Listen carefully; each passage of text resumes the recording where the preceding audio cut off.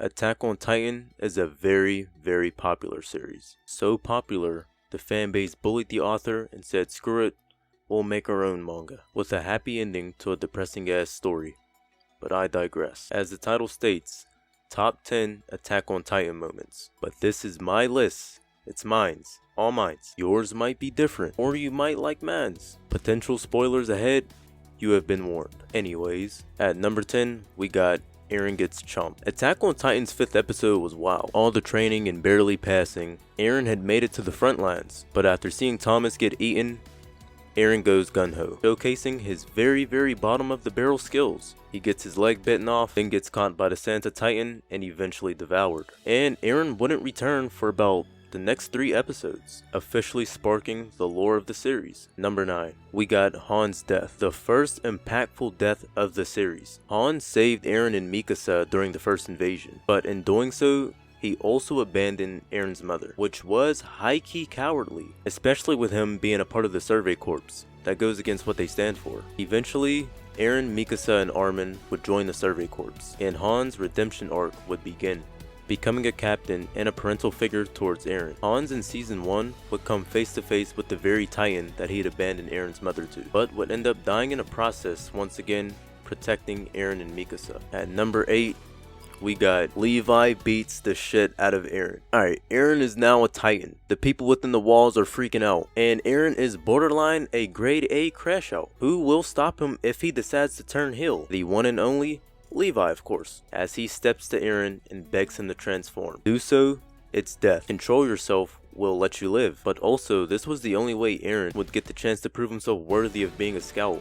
The people needed reassurance. Plus, Levi was the first person Eren genuinely felt fear towards. It was a fail-safe plan. At number 7, we have Levi vs Zeke, part 3. See, you'd think after fighting the same nigga twice, you would stop. But Zeke is not smart in that department. Zeke laced wine with Titan fluid, infecting all of Levi's team during a forest expedition. See, Zeke thought Levi would hesitate to kill his team, but little did he know, Levi has lost his team 3 times already. Granted, not to Titan serum, but now they're mindless Titans.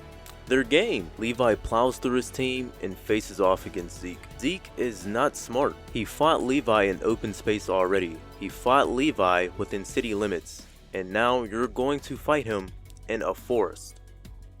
That shot of Levi dropping in the forest with his team surrounding him, coldest shit in season 4. Number 6, Eren goes bully Maguire. Season 4 of AOT is omega depressing and my least favorite by far, because it's just Eren putting belt to ass on everyone. 2 of these victims was his own day ones, Mikasa and Armin, as he decides to tell them their truth. Mikasa, as an Ackerman, is forced to protect. She does get headaches when she tries to resist the urge. She is and has always been a slave to Eren. She cannot independent think. Armin was indeed slowly succumbing to Bertolt's memories. Eren sees Mikasa and Armin as ops, as he then proceeds to beat the fuck out of Armin. It didn't help the first time Armin went to throw a punch.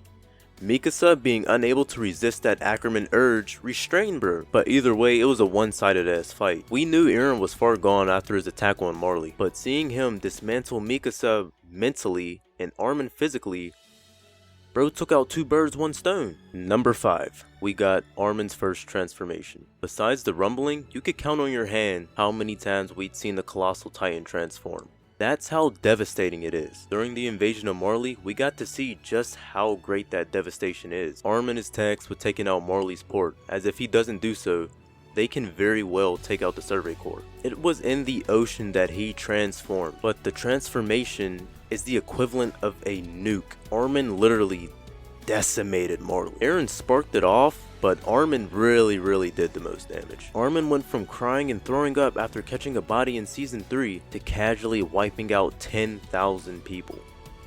Roughly. Number 4. Commander Erwin's final stand. You know you're that nigga when you can convince a group of grown men, free will by the way, to ride to their deaths with you. Some people may say it was meaningless as they all died, but they knew it was meaningless. But as Erwin stated, honor their lives by pushing forward and risking yours. In doing so, this exhausted Zeke's resources of boulders and gave Levi the perfect smokescreen to flank and take his beast titan down. ODM gear is useless in open space, and Zeke being a D1 pitcher is a problem. Erwin's speech and sacrifice of him and the scouts really made claiming Wall Moria set in stone. Plus, this sparked the one-sided rivalry between Zeke and Levi. At number 3, we got the big reveal. Hailed as one of the greatest modern day plot twists, Reiner, unprovoked by the way, casually tells Eren he is the armor titan and that Bertolt is the colossal titan. Not even just that, he casually told their entire mission. Stuff like that goes to show if you wait, niggas will rat on themselves willingly. Yes, Ymir revealed herself moments ago.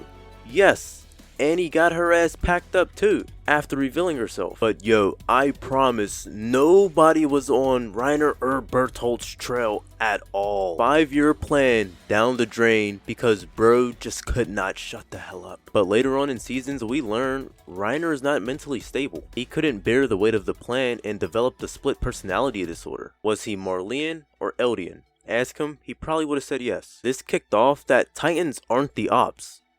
The Marleyans are the ops. This entire time, Titans invading has been pre-planned. It's not by chance. Number 2.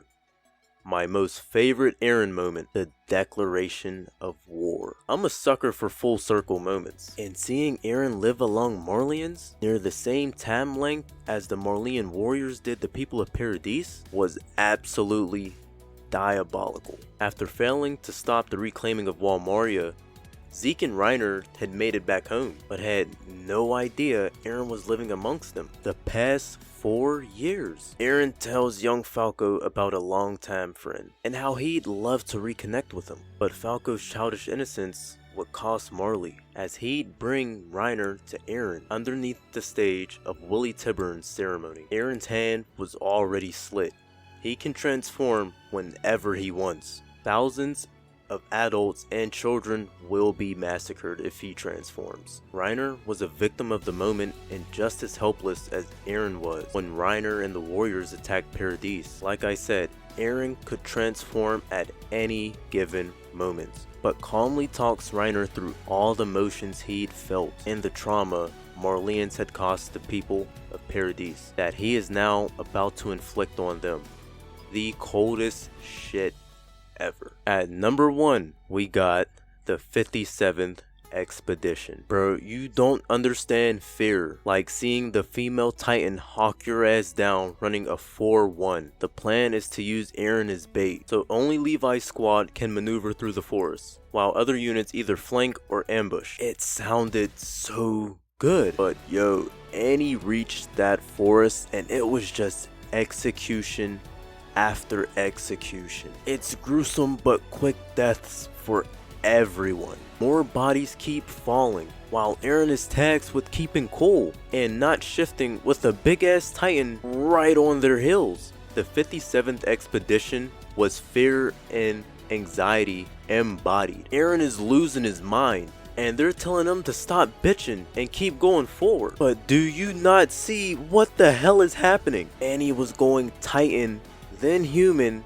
then titan again. She was giving niggas the beats in both forms. Mind you, back then, this was our first time seeing anything like this. Levi's squad is wiped, with Petra arguably getting it the worst, and Annie goes on to whoop Eren's ass also. See, what I enjoy about AOT is that the story comes first before anything. The battles come second. That's why a good chunk of my favorite moments aren't the battles, it's more so the lead up to them. AOT has always done a great job at building momentum. But yeah, that's my top 10 Attack on Titan moments. Yeah.